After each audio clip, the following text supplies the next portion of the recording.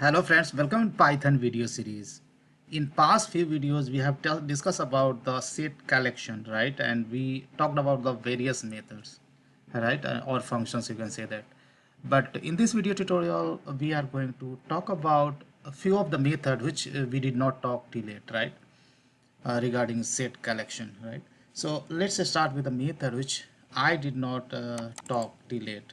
So first method I'm going to talk about something is called copy, right? So while looking into the name itself you can judge what is the functionality of this uh, function. So simply if you have already set and if you want the another copy of that set, right, then simply you can call the copy method, right? And this will return the copy of existing set and you can store in some other variable. So I would give the name as, let's say, numbers 3, and here if I try to print all these three variables like numbers 1, 2 and 3, then numbers 1, numbers 2 and numbers 3, numbers 1 and numbers 2 will not be changed, right? That will be as it is, right? But numbers 3 is the just replica or copy of numbers 1. Let me show you. And here you can see this last output is of for numbers 3, which is just exactly replica of numbers 1. But as you know, when you try to print the set, then that will not maintain the sequence, right? At this time probably these two has been printed in the same sequence, but in this will not happen in the every run, right? These things you have to keep in mind. Let's put some separator. Now let's move to see the next method. Next method I'm going to talk about, that is called difference, right? Let's say I have two set, right, and I would like to get the difference of two. What do you mean by difference of two? Let me show you through an example. So I am going to copy this code snippet, right, and now difference means when I call, instead of copy, let's say I'm going to call, let's say, numbers 1 and difference, and I'm going to pass another set is called numbers 2. When I try to get the difference of these two basically set, it will return a set again, right? And when I say numbers 1 difference numbers 2, means take first element from numbers 1 or from first list and try to see whether that exists in the second list or not. If that exists, that will not be the part of output. So 10 and 10 exists, so that will not the part of. And now I take next element from numbers 1, then 20 not exists, right, then 20 will be the part of output. Similarly 30 exists, that will not be part of the. Now I'll take 40 and I'll check into the list 2, that exists, that won't exist, that will be the part of output. 50, that is also in the basically present in the second list. 60 not present. That means we are looking for those elements which is present in the numbers 1 but not same is not present in the numbers 2, right? So only we are looking into the elements which is present in the numbers 1 but not in the numbers 2, and that's the difference basically. So if I try to run, then these are the three elements which is only present in the numbers 1 but not in numbers 2, and that's the basically difference, right? Now let's talk about the next method, which is very similar to the difference only, and method name is called something is called difference update, right? So difference update won't return you any set, right? So here what I'm trying to do, trying to do numbers 1, and what I'll do, I will reset it again, so that here I'm just to reset it. So what I'm trying to do, so numbers 1 I'm calling difference update. So whatever result we were getting earlier, right, using the difference, same result is going to update into the numbers 1. That's the difference, right? Difference update means uh, first of all this will find the difference between these two leads, and that result will be updated into the numbers 1. So numbers 1 is going to alter or change, but numbers 2 will be as it is. That's the basically difference between difference and difference update. Let me show you. So here you can see numbers 1 has been changed with the difference of 2, and numbers 2 is as it is, and finally we are printing numbers 3 that I was not supposed to print. Let me run it. Now here you can see numbers 1 has been updated with the difference of these two lists, and numbers 2 is the as it is, right?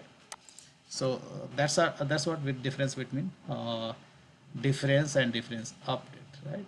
Now let's go to the check next method. So before showing to the next method, just I'm going to create one set. Let's say elements are character some string like a, b, and let's say c, and let's say d, something like that, and let's say s2.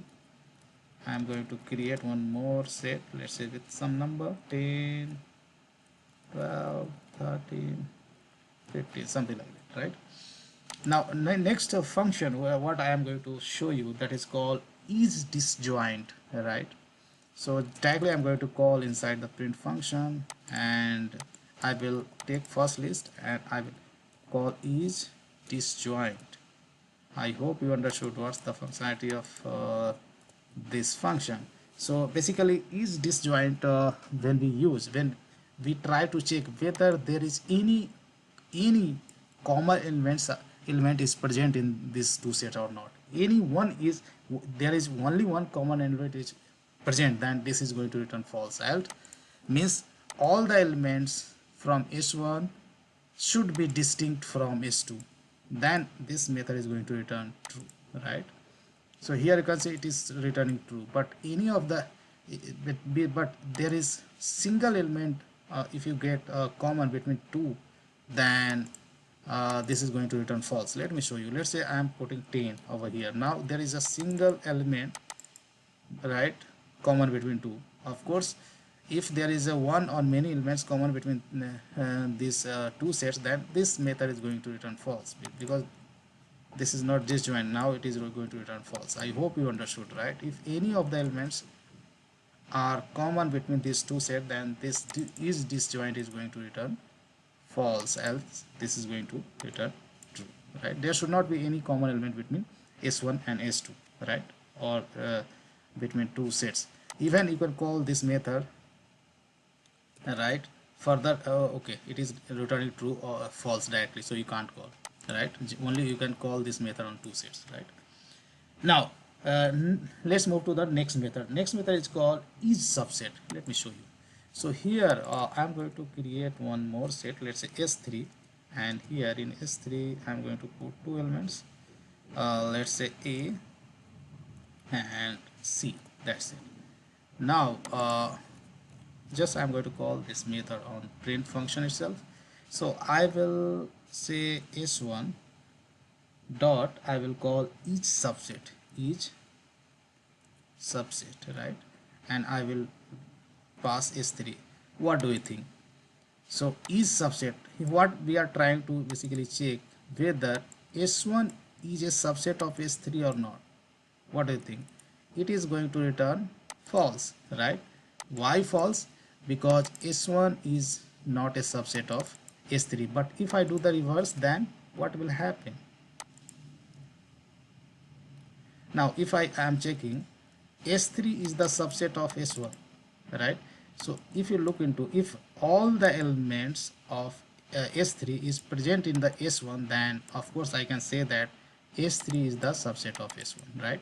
Is that true? Yes, that's true, because all the elements from s3, right, is present in the s1, and that's what this is going to return true. Now here it is returning true. Now next method we are going to talk about, that is called each superset, right?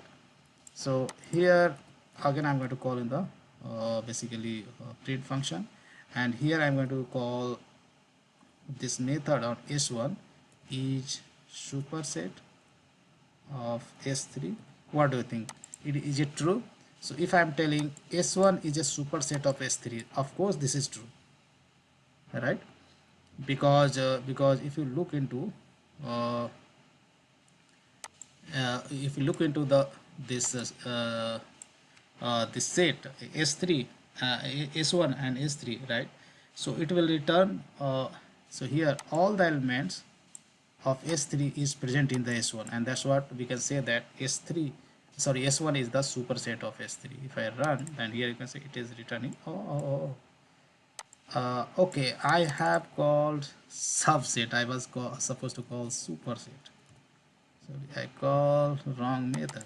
Now it is going to return true, right? Because S1 is the superset of S3. Now it is going to return true, right? But reverse is not true, right? If I say S3 is a superset of S1, then it's not true. Why not true? Let me tell you.